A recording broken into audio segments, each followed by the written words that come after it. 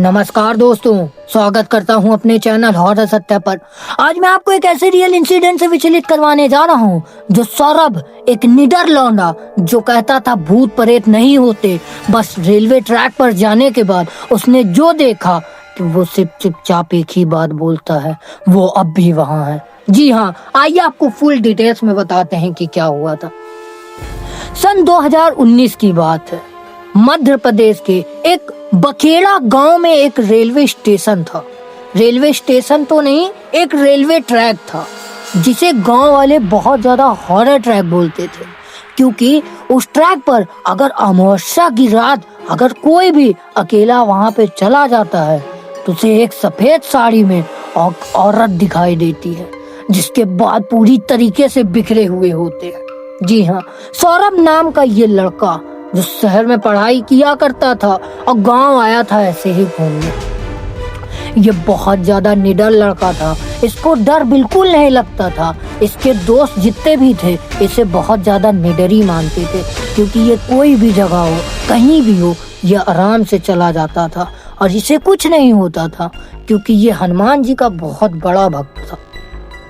जी हाँ, हनुमान जी का इतना बड़ा भक्त था कि इसको 1% डर नहीं लगता था, इसीलिए इसको सब निडर बोलते थे।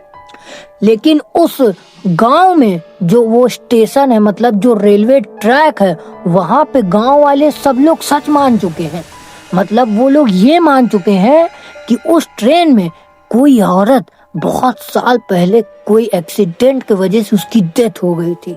तभी से वो हर अमावस्या की रात उस रेलवे ट्रैक पर कोई ना कोई आदमी को दिखाई जरूर देता है।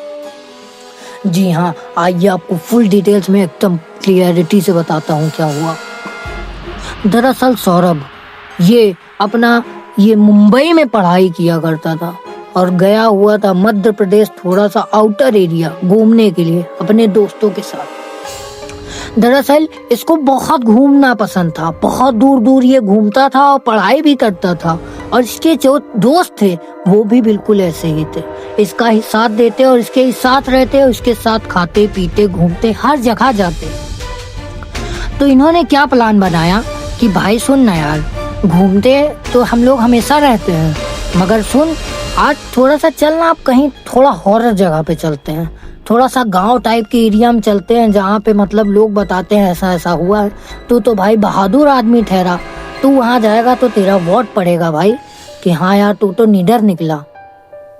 तो ये बोला हाँ भाई क्यों नहीं, हम तो चलने के लिए तैयार है, तुम लोग पता लगाओ कहाँ चलना है। तो ये लोग ऐसे ही अपना सोच समझ के निकल गए। इनको पता नहीं कहाँ से उस मध्य प्रदेश के छोटे से गांव के बखेड़े के बारे में पता चल गया, जिसका नाम बखेड़ा था। तो ये लोग वहां पहुंचे हैं, वहां के लोगों के पास गए हैं, उनसे मतलब थोड़ा हाल चाल पूछे और बताएं कि हम लोग थोड़ा सा टूरिस्ट टाइप के हैं, हम लोग यहाँ पे घूमने आए, क्या आप हमें थोड़ा सा जगह दे सकते हैं या किराए पे कोई कमरा मिल जाए छोटा सा ही हमें, क्योंकि हम यहाँ पे थोड़ा कुछ मिशन के लिए आए हैं। तो गांव वाले जो बोले कि हाँ ठीक है, आपको यहाँ पे रूम मिल जाएगा, कोई दिक्कत नहीं, आप कितने दिन के लिए रुकोगे? तो बोले ज्यादा नहीं, 3-4 दिन के लिए। तो बोले ठीक है, ये वाला रूम है, आप थोड़े बहुत जो किराया आपका बने आप दे देना, बाकी अपना गांव है घूम लेना। और चारों लोगों से ये एक बात जरूर बोल दिए थे गांव वाले कि बेटा कुछ भी हो जाए, रात के अमावस्या के टाइम पर उस रेलवे की तरफ मत जाना। क्यों मत जाना? क्योंकि वहां पर एक सफेद साड़ी में एक औरत दिखाई देती है, जो बहुत ज्यादा श्रापित औरत है, और जो देख लेता है ना उसको बहुत ज्यादा सदमा तरह लग जाता है। तो इसकी बात ये चारों दोस्त सुने तो अपना सौरभ, अरे दादाजी, वो हंसने लगा, अरे दादाजी क्या बोल रहे हो आप जानते हो हम कौन है? हमको ना भूत ऊत से डर नहीं लगता, हम बहुत जगह घूम कर आए हैं, आज तक कोई ऐसा भूत नहीं मिला जो हमें डरा दे। तो ऐसा जी से दादाजी से बहस करने लगा। दादाजी चिल्लाने लगे, बेटा देखो, अगर तुमको यहाँ पर रहना है तो उस रेलवे की तरफ मत जाना, और नहीं रहना चाहते तो अभी चले जाओ। ऐसा बोले सौरभ, और सौरभ के दोस्त ये बोले हैं, अरे यार बुढ़ा तो बहुत ज्यादा दिमाग खराब कर रहा है, चलो कोई बात नहीं, अभी चुप हो जाते हैं, इसको कौन बताएगा, हम लोग तो चल देंगे यार, इसको कौन बताने जा रहा है, अभी रुक जाते हैं। तो सौरभ बोला ठीक है दादाजी, आप बड़े हो, हम आपका सम्मान करेंगे, हम आपका कहना नहीं टालेंगे। ये वहीं रुक गए। ऐसा ही चलता गया। कम से कम एकादशी या द्वादशी के दिन ये लोग गए थे और अमावस्या आने में ज्यादा नहीं 3-4 दिन का ही टाइम था और इनको 3-4 दिन का ही टाइम मिला था घूमने के लिए, उसके बाद घर निकलना था। तो दादाजी ने तो पहले ही बता दिए थे अमावस्या की रात वहां मत जाना। तो ये लोग क्या करें, मान लो द्वादशी के दिन ये लोग अपने घर मतलब वहां पे रुके हैं, फिर ये लोग एक दिन तो कुछ नहीं करे, दूसरा दिन जब मतलब 13-14 जो भी पड़ा था 13 से 14, तो ये इसका दोस्त क्या बोला, भाई चलो यार एक बार वहां पे चल के देखते हैं आज रात में। बुढ़ा तो यार बोल रहा था, अब जानते हो तुम तो किसी से डरते नहीं हो ऐसा। तो बोला हाँ यार चलो कोई दिक्कत नहीं, हम चलते हैं आज रात, अब देखते हैं कौन है। ऐसे ही टाइम बीत गया, रात आया। रात के करीबन 11:30 बजे तक ये लोग अपना टॉर्च लिए, फोन लिए और निकल पड़े उस रूट की तरफ। अब पूरा रोड जो है जंगल के बीचों बीच से होके जाता था, फिर वो वाला ट्रैक पड़ता था। तो ये लोग अपना जा रहे हैं, वहां पे गए हैं। करीबन 12 बजे ये लोग करेक्ट वहां पहुंच गए थे और वहां पहुंचे हैं करीबन ये लोग अपना मजाक मस्ती करने लगे, क्योंकि इनको कुछ समझ में नहीं आ रहा था, कुछ दिखाई नहीं दे रहा था। तो ये लोग अपना खड़े हो गए, इधर उधर देख रहे हैं, अपना मस्ती मजाक कर रहे हैं, मजाक उड़ा रहे हैं कि अरे दादा बिना मतलब में ही बोल रहा था, यहाँ तो कोई है ही नहीं। तो बोले हाँ यार गांव के लोग होते ही ऐसे, बहाना बनाते हैं, डराते हैं, बिना मतलब की बात बता डराते हैं, भले कुछ हो या ना हो। तो सौरभ यार कम से कम इनको लोग को वहाँ पे वेट करते 1 बज गया, लेकिन वहाँ पे इनको कुछ भी फील नहीं हुआ, कुछ भी नहीं दिखाई दिया। फिर लोग अपना वापस गाँव आ गए। तो बोले यार देखना यार, ये झूठ का अफवाह बनाते हैं, यही तरह बोलते हैं यहाँ मत जाना वहाँ मत जाना, बिना मतलब में हमें परेशान करते हैं। तो ये लोग अपना जब गांव पहुंचे हैं, मान लो कि 13 था, 13 के दिन इन्होंने अपना वहां पे गए थे, फिर ये लोग 14 को आए हैं। अब अगले दिन तो इनका जो है अमावस्या ही पड़ने वाला था। तो ये जो अपना सौरभ था ये बोला एक भाई बात सुनो, ये बुढ़ा हमसे क्या बोल कर गया था कि अमावस्या की रात वहां मत जाना, और बाकी हो सकता है अमावस्या की रात काली रात मानी जाती है, इसीलिए हमको वहां पे दिख सकता है कुछ। ऐसे तो नॉर्मल होता है यार, उस बुड्ढे ने भी ऐसा रोज का नहीं बोला, सिर्फ अमावस्या की रात का बोला था। तो ये लोग भी बोले हाँ भाई सही बोल रहे हो यार, तुम तो पॉइंट की बात पकड़े हो। तो बोले यार देखो हमारा लोग का निकलने का टाइम भी हो रहा है, अमावस्या भी आने वाला है, तो अमावस्या के रात मतलब हम लोग वहां पे चल के अगले मॉर्निंग इस गाँव से निकल जाएंगे, किसी को पता ही नहीं चलेगा। तो ये लोग अपना प्लान बना लिए कि भाई ठीक है अब चलेंगे तो चलेंगे, अमावस्या की रात भी देख ही लेते हैं वहां पे कौन है कौन नहीं। फिर जैसी अमावस्या की रात पास आने लगी, जैसी रात आई है करीबन 11:30 बजे ये लोग वापस से निकल गए। अब निकल गए हैं तो काफी ज्यादा इनको ठंडी हवा का फील हो रहा, ऊपर काले बादल छाए हुए थे, सूरज का चांद का तो अता पता भी नहीं, एकदम काली रात थी। ये लोग आए हैं, इस बार इनको थोड़े से जंगली जानवरों की आवाज सुनाई दे रही थी, कुत्ता रो रहा था। तो थोड़ा सा इसके जो दोस्त थे सौरभ के, ये बोलने लगे यार उस दिन तो आए थे कुछ फील नहीं हो रहा था, आज थोड़ा बहुत गड़बड़ सा लग रहा है यार, क्या बात है। तो बोले यार कुछ नहीं यार, कुछ नहीं होता, तुम लोग डरो मत, अब आगे आगे आते हो। तो ऐसे इसी बोलते बोलते ये लोग उस प्लेटफॉर्म के पास पहुंच गए, मतलब उस ट्रैक के पास पहुंच गए। अब वहां पे जब ये पहुंचे हैं, ऐसे ही टाइम पास करने लगे, बेंच पे बैठ के कोई फोन चला रहा है, कोई बातें कर रहा है, ऐसे ही टाइम पास कर रहे थे। तो इन्होंने अपना टॉर्च तो लिया ही था, इनको कुछ दूर प्लेटफॉर्म से एक सफेद साड़ी में एक औरत दिखाई दे गई। ऐसा लग रहा था वहां पे एक औरत सफेद साड़ी में खड़ी है, बाल उसके आगे से पूरे लटक रहे थे, और इतने खराब बाल भाई देख लो तो उल्टी आ जाए, पूरे एकदम गंधीले बाल पूछो ही मत। और उसके पास से एक ऐसी बदबू आ रही थी कि इनको लोग को लगा हाँ क्या महक रहा है भाई इतना बुरा। तो वहाँ पे ये लोग देखे हैं तो एक बोला है सौरभ भाई वद कहे तार जलाओ यार, टॉर्च जलाए हैं। वहाँ पे देखे एक औरत खड़ी है, वो धीरे धीरे इनके पास आ रही है। तो ये जो इसके सौरभ के दोस्त थे ये तो पीछे हट गए, अब सौरभ आगे ही खड़ा था, वो धीरे धीरे इसके पास आ रही। सौरभ बोला कौन है तू? उसने कोई रिप्लाई ही नहीं किया, वो धीरे धीरे इसके पास आ रही थी।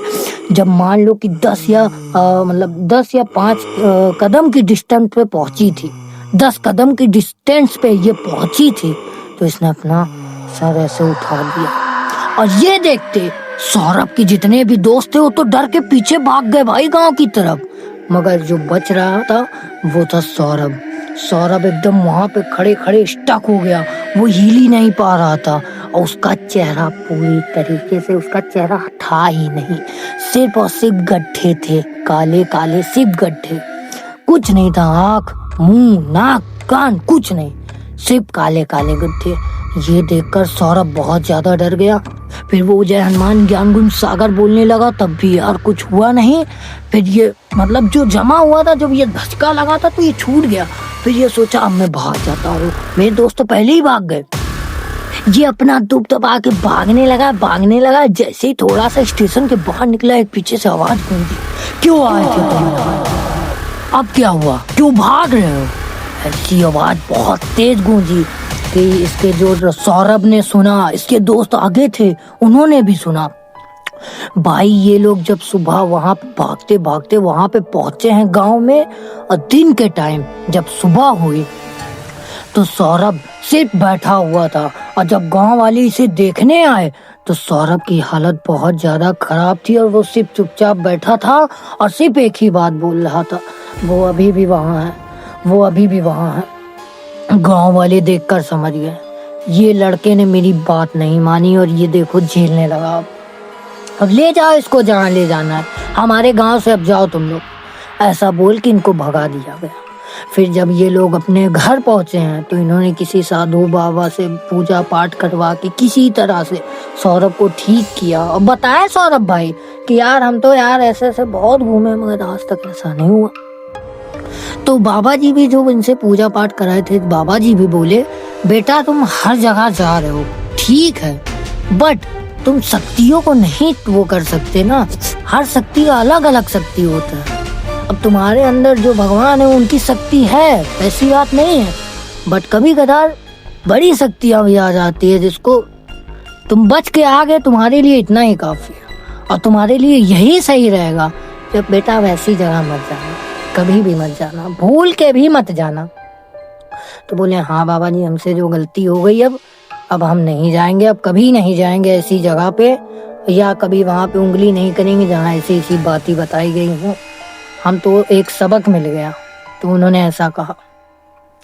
तो इस कहानी से हमें एक सीख जरूर मिल जाती है कि अगर कोई चीज हमें करने से मना कर रहा है तो उसको नहीं करना चाहिए, वहाँ पे उंगली नहीं करना चाहिए, क्योंकि गांव वाले बहुत पुराने लोग होते हैं, हमसे ज्यादा नॉलेज उनके पास होती है, बट वो बताते नहीं, और बताते हैं तो बहुत ज़रूरत के लिए बताते हैं, उनकी बात को टालना भी नहीं चाहिए।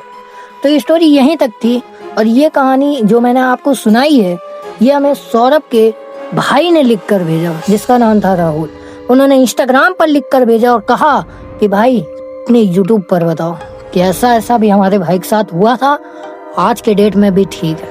और वो जो स्टेशन है वहाँ पे जितने भी ड्राइवर ड्राइविंग कर रहे हैं वो भी यही बताते हैं कि मतलब रेलवे लाइन के बीच में अगर जब ट्रेन उस जगह पहुंच जाती है तो वहाँ पे एक सफेद साड़ी में एक औरत दिखाई देती है और जैसे जैसे ट्रेन पास आती रहती है वो औरत धीरे धीरे गायब हो जाती है। तो ये वाली स्टोरी यहीं तक थी। अगर आपसे इसको थोड़ी सी भी कुछ सीख मिली हो या थोड़ी सी भी स्टोरी अच्छी लगे तो एक लाइक जरूर कर देना और चैनल को भी सब्सक्राइब कर लेना यार, आपका भाई हूँ।